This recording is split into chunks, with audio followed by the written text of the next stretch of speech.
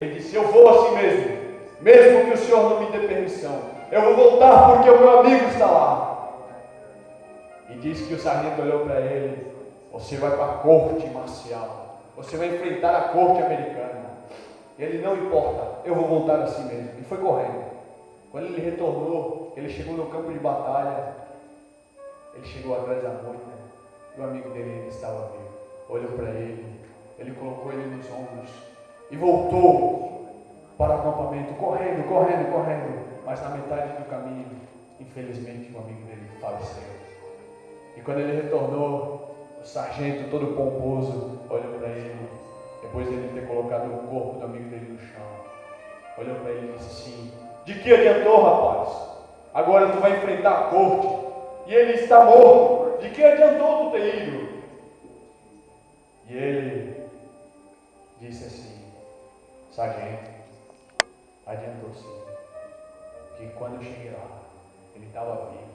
Ele olhou nos meus olhos e disse: meu amigo, eu sabia que eu viria. Aleluia.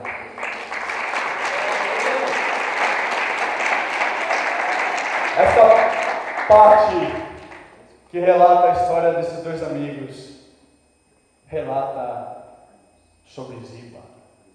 Ziba era servo de Saul. E Davi perguntou: tu és Ziba?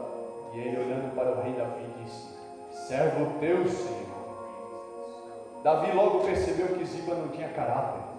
Davi logo percebeu que Ziba só queria ficar com quem estava ganhando.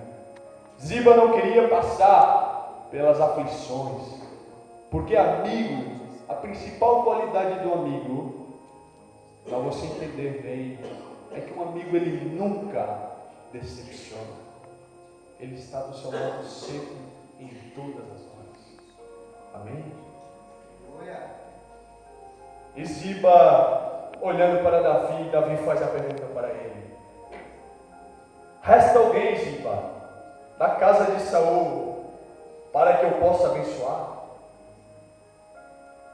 E Ziba olhou para ele assim e respondeu: Senhor, resta, mas não te preocupes, ele não vai abalar o teu trono, ele não vai tomar o teu trono, porque ele é aleijado, mora em Lodebar e vive de favor na casa de um mendigo. Davi olhou para ele e disse assim: você está me dizendo que resta alguém da linhagem real vivo e mora em Lodebar e é mendigo? Mendigo não, mais do que mendigo, porque ele morava de favor na casa de um mendigo. Um príncipe morando de favor na casa de um mendigo. Você imagina o que é isso para Davi? A Bíblia conta que Davi na hora começou a chorar. O coração dele apertado, amargurado de tristeza. E Davi, conhecendo Israel como a planta de suas mãos, ele sabia o que era Lodebar. Lodebar, meus amados, significa terra sequíssima. Lodebar é uma cidade que pertence a Israel, mas Lodebar, ela não tem água. O Rio Jordão, ele nasce no Monte Hermon, e ele corta toda Israel, corta o Mar da Galileia, e quando ele chega no Mar Morto, ele morre. E Mar Morto de mar não tem nada, é um rio. Quando ele chega em Lodebar, que é para ele cruzar Lodebar, ele faz uma curva. A água passa a 37 quilômetros de distância de Lodebar. Ou seja, quantos conhecem o sertão aqui? Quantos sabem o que é um deserto? Todos sabem. Amados, em Lodebar, a história conta que não tem um capim. É terra rachada. E um príncipe estava morando lá. Em Lodebar, só viviam os mendigos de Israel. Eles saíam de manhã e retornavam à noite pois eles trabalhavam o dia todo mendigando em Israel. A história conta que nem os vendedores da época tinham coragem de visitar Lodebar, porque Lodebar era uma terra seca, era uma terra miserável.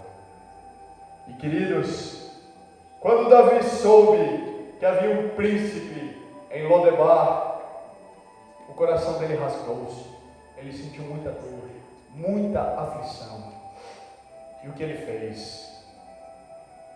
Ele perguntou: mas de quem é filho esse rapaz? E Ziba respondeu: ele é filho único de Jonatas, neto de Saul. Ele era neto de Saul, filho único de Jonatas.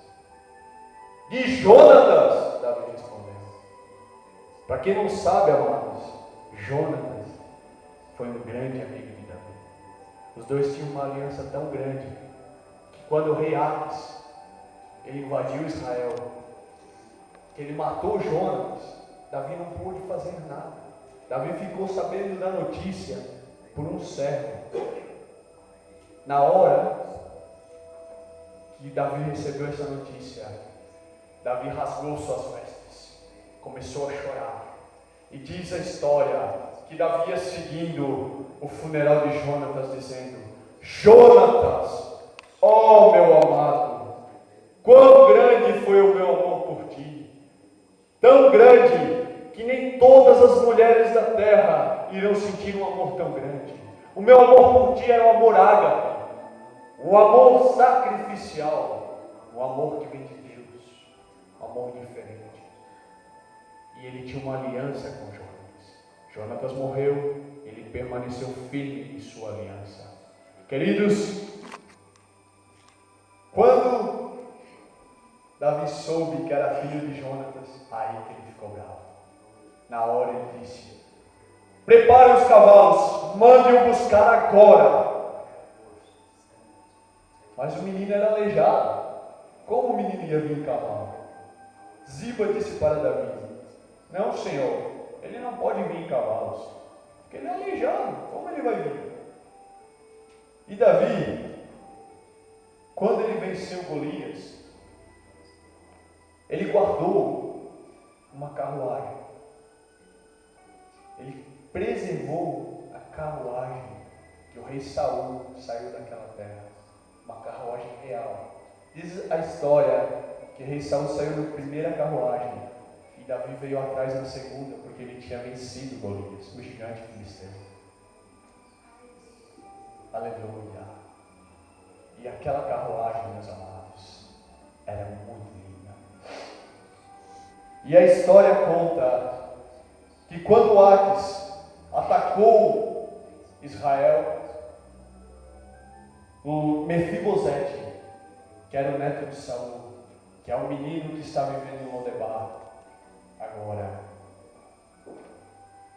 a ama dele, a babá dele, pegou ele no colo. Ele tinha 5 anos de idade e saiu correndo, tentando salvar a vida dela e a vida do menino, pois o rei Saul já havia se suicidado e Jonatas havia morrido. O império de Israel estava vindo para baixo. E ela saiu correndo com aquele menino, e correndo, mas o menino era muito pesado para ela. Teve uma hora que ela não aguentou, ela disse: não, você está me atrapalhando, e jogou o menino no chão. No que ela jogou o Mefibosete no chão, Mefibosete quebrou as 2 pernas. Por isso ele é coxo até hoje, até os dias da história. E os historiadores contam que depois de 2 dias, Maquir, que era mendigo, passou por aquele lugar onde Mefibosete estava caído e pegou o menino no colo, sem saber de onde ele era, quem ele era e da onde ele vinha. Maquir estava levando para sua casa